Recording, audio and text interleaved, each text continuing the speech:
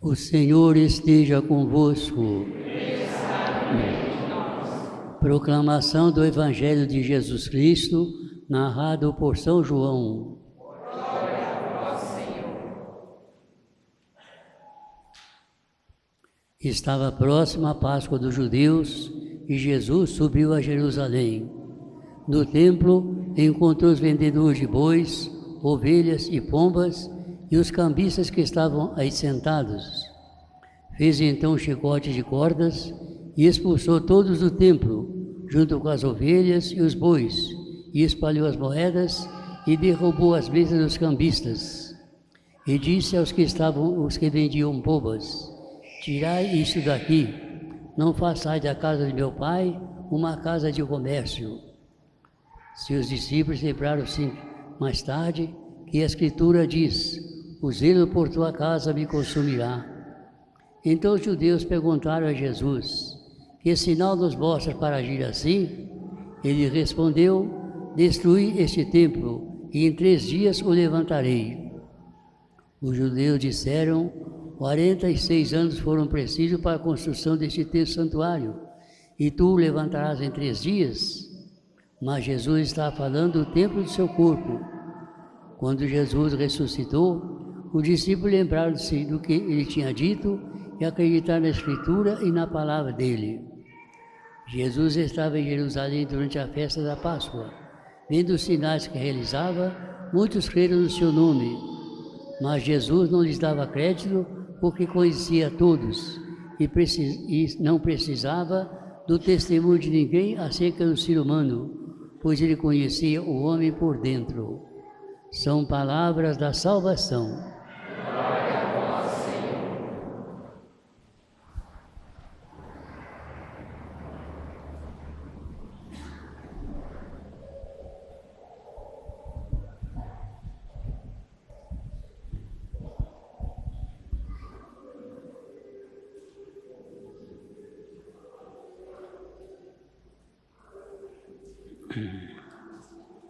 Meus diletos irmãos e prezados rádio ouvintes, não é reflexão, é a verdade.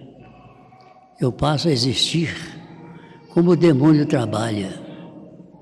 Vejam, minha voz durante o dia é boa, é clara. Chega na hora de celebrar a missa, a reflexão, vem sempre esse pigarro. O que é isso? É o demônio que vem dificultar a gente para nos impedir de fazer o bem. Mas a gente, a exemplo de Jesus, presta atenção e procura reagir. Agora a nossa reflexão. No livro do Êxodo, primeira leitura que vamos hoje, há um trecho no qual se pode dizer que é o coração do Antigo Testamento. É onde se narra a promulgação do Decálogo no Sinai e a aliança de Deus com seu povo. Nada se entenderia da história e do culto do povo de Israel se não se conhecesse o que está narrado nesse lugar, no livro do Êxodo. Não se trata apenas da apresentação de uma lista de 10 mandamentos, escritos em 2 tábuas de pedra. É muito mais do que isso. É a proclamação de que Javé é o único Deus do povo israelita e de que só a ele deve adorar. Finalidade do livro do Êxodo é principalmente isto. É a proclamação que Javé é o único Deus do povo de Israel e de que só a ele deve adorar. E ao proclamar os mandamentos, se declara um pacto, uma aliança entre Deus e seu povo. Que aliança é esta? Javé é o Deus de Israel. Deus é o Deus de Israel. Israel é o povo de Javé. Não se visa simplesmente um cumprimento de leis. Trata-se de um compromisso pessoal com Deus. E ainda que o povo seja muitas vezes infiel a Deus, Javé será sempre fiel ao seu compromisso. Nós, como israelitas, podemos falhar, podemos faltar, mas Deus nunca falha. O que Ele promete, Ele sempre cumpre. No coração do povo hebreu estava para sempre vivo esse acontecimento fundamental da história. A lei é tudo para o israelita. A lei é tudo para o israelita. Nós cristãos herdamos esses 10 mandamentos, pois Jesus não veio destruir a lei, veio aperfeiçoá-la e levá-la à plenitude. Mas resumiu toda a lei num só mandamento: amar a Deus sobre todas as coisas e ao próximo como a nós mesmos. É o que constitui, é Jesus mesmo que o diz, a síntese da lei e dos profetas. A grande lei do cristianismo é o amor. A grande lei do cristianismo é o amor. E Jesus nos ensina muito mais do que com suas palavras, e sim com o exemplo de sua vida. Ele não é um Deus terrível da teofania do Sinai, não. A quem se adora com temor e tremor, não. Ele é o Deus Pai, a quem se adora com amor e confiança filial. Um dia Jesus entrou no templo de Jerusalém, como vimos no Evangelho, tão gloriosamente exaltado pelos israelitas. Que decepção ele teve! O que estava acontecendo, nunca podia imaginar. Servindo-se então de um chicote improvisado de cordas, expulsou os vendedores de bois, de ovelhas e de pombas, e ainda jogou por terra as bancas dos trocadores de moedas. Tirai isto daqui, foi como ele disse, e não façai da casa de meu pai uma casa de negócios. Meus irmãos, estamos lendo esse episódio do coração da Quaresma. Hoje é o 3º domingo da Quaresma. No diálogo que se seguiu a esse gesto de autoridade de Jesus, quando os judeus lhe perguntaram que prova podia dar, de que tinha o poder para isso, a resposta de Jesus foi simples, foi esta: destruí este templo em 3 dias e eu o reerguerei.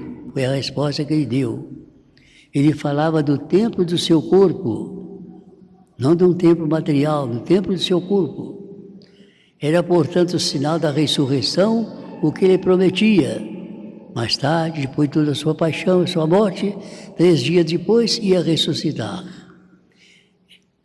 Ela vai brilhar no fim da Semana Santa, a ressurreição, iluminando com a luz mais pura todos os acontecimentos. Irão entender que Jesus é o Filho de Deus, o triunfador da morte, o Senhor da glória. Quando ele dizia que no 3º dia ia ressuscitar, uns não entendiam, outros diziam: isso não vai acontecer, mas aconteceu. Depois de toda a sua paixão, morte, ressuscitou no 3º dia. Detendo-nos mais ainda um pouquinho nas palavras de Jesus, notemos que ele chama seu corpo de templo. Jesus chama seu corpo de templo. E a expulsão dos que vendiam animais para o sacrifício cumprir, completa a força das suas palavras. Ele não queria que seu corpo fosse decepcionado, desrespeitado. Então, superado os sacrifícios antigos, ele próprio, Jesus, é agora o templo vivo, no qual e pelo qual adoraremos ao Pai, em espírito e verdade. Isto é, em tudo aquilo que Jesus nos ensinou, na sua doutrina, como ele iria dizer um dia a samaritana, junto ao poço de Jacó. E ele é agora o único sacrifício, Jesus é agora o único sacrifício oferecido no altar da cruz, cumprindo a vontade de Deus, que o mandou para o mundo, para passar por todo tipo de sofrimento, para reabrir para nós as portas do céu. Nele e por ele, adoremos a Deus Pai, com uma adoração muito mais sublime do que a que se pedia do 1º mandamento, do Decálogo do Sinai. De toda essa reflexão que nós fizemos, nós podemos aproveitar e levar para a nossa casa 2 coisas muito importantes: a nossa dignidade e a nossa responsabilidade. A nossa dignidade, nós somos templo do Espírito Santo, somos filhos de Deus, é uma dignidade muito grande, mas também a nossa responsabilidade. Quem destruir este corpo, destruir esse templo, que é o vosso corpo, Deus também o destruirá. durante a semana, vamos lembrar muitas vezes, vamos procurar fazer o bem e evitar o mal, lembrando dessa mensagem final, que é muito importante, a nossa dignidade. Nós somos filhos de Deus, templo do Espírito Santo, e a nossa responsabilidade, o Espírito Santo habita no coração de cada um de nós. Façamos o bem, evitemos o mal, estamos praticando esta grande realidade, a nossa dignidade e a nossa responsabilidade. Assim seja. Tomemos o nosso folheto. Creio em Deus Pai Todo-Poderoso, Criador do céu e da terra. E em Jesus Cristo, seu único